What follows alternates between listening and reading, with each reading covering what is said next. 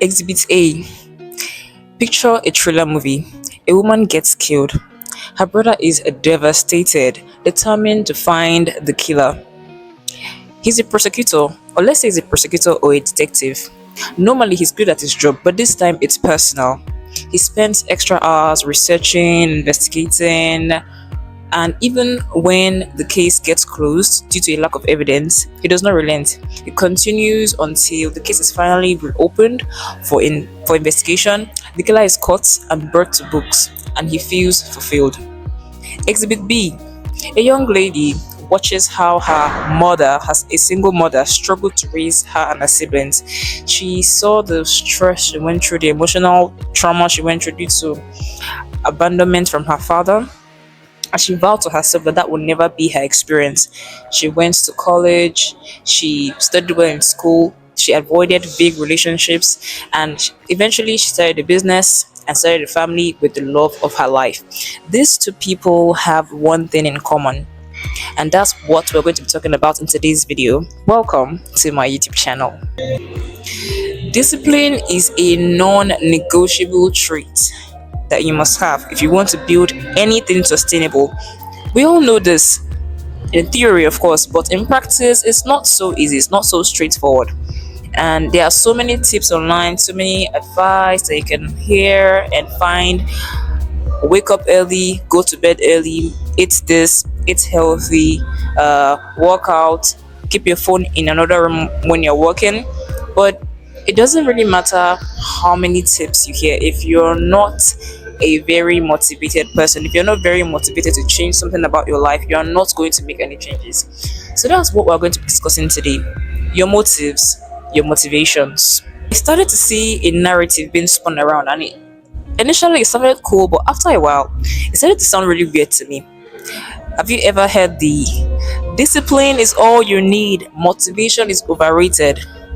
Well, has anyone really achieved anything without being strongly motivated? From spiritual to corporate leaders, athletes, creators, I believe that we do things because of our motives. We are driven by our motives. I believe motivation is the first step towards discipline. Now, what does motivation mean? I checked the dictionary, and your motivation is literally the reason why you are taking an action. It's like your reason or reasons for doing something. It's literally your why. But these days, it's been described as an emotion that fluctuates. Yes, how you feel about the outcome might fluctuate. Your desire towards the outcome might fluctuate, but a motivation is purely your reason for doing something. Now, your motivation can be weak. Yes, it can be, for instance, you can want to do something because someone else is doing it, or your motivation can be really strong and personal, or really strong, yeah, it can be really strong and personal. For instance, if you grew up really poor and you've seen people live very comfortable lives, you may really have that strong burning motivation to break your family out of poverty. And people who are strongly motivated are generally the ones who get things done. I don't think there's any other way. So yes, it can. So your motivation could be due to weak influences, or you could have a very strong and personal motivation for doing something. And sometimes we say, "Oh, I don't feel motivated today." Well, in reality, I don't believe there's a point we are ever without motives. Your motives can be weak. Your motives can be inspired by external factors. It's also possible that you're just really exhausted, or that you are at the verge of giving up a desire. So that's why you might not feel motivated. But I think it's probably tiredness, or your motivations are weak. I believe when God says he sees the hearts, he's referring to our motives, because he's not just looking at what we do. That can be pretentious. He's looking at why we do what we do. So, how do you turn your motivation to discipline? Start from your heart. What is it that you really want? What is really important to you right now? Because it's possible that there's something you want, but it's not at the center of your mind. It's at the back. You don't even think of it. It's at the back, or maybe it's buried. So it's buried somewhere. But You need to really sit down with yourself and think about what is really important to you right now. What do you really want out of life? What do you really want to change about yourself? If you don't really think about it and create the mental pictures of what you want, it will be difficult to translate, to do anything consistently. The strength to endure discipline comes from having a strong mental picture of where you are going, of where you want to be. I mean, if you look at the Bible, Jesus, for the glory that was set before him, he endured the cross. So, and usually, even down to our contemporary successful people in our contemporary world, if you actually talk with them, they always have a vision. They always have something in mind, and I really believe that that's very important. You really need to sit down and imagine, like, what exactly do you want to do? What, like, when you think about you in your improved version of yourself, because we're always improving. When you think about an improved version of yourself, the next version of yourself, what do you see? You have to be able to see it. You have to be able to imagine it, feel it. Like, it has to be in your mind.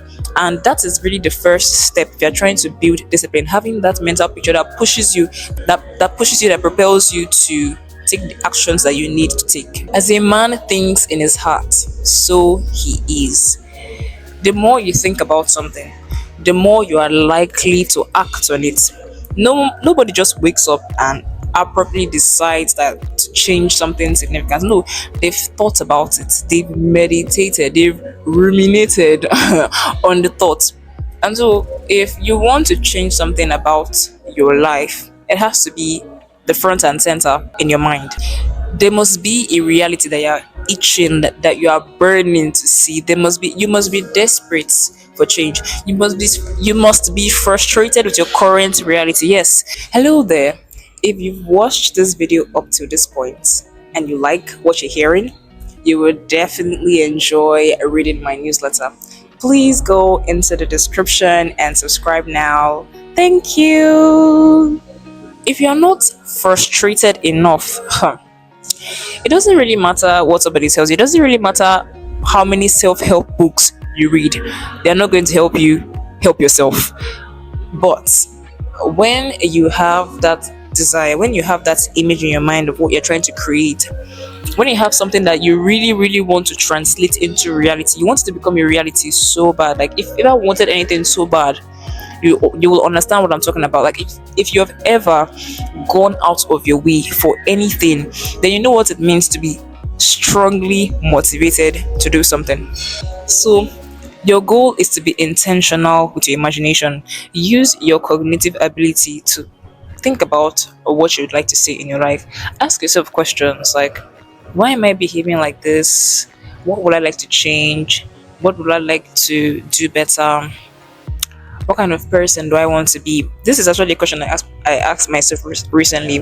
What kind of person do I like to be? What kind of person do I want people to see I am when they encounter me? Like, what kind of energy do I want to give off? How do I want to go about my work? A strong motive is why you keep researching and experimenting with different strategies. It's why you will not give up even when things are hard, even when you fail. It's why you get back up.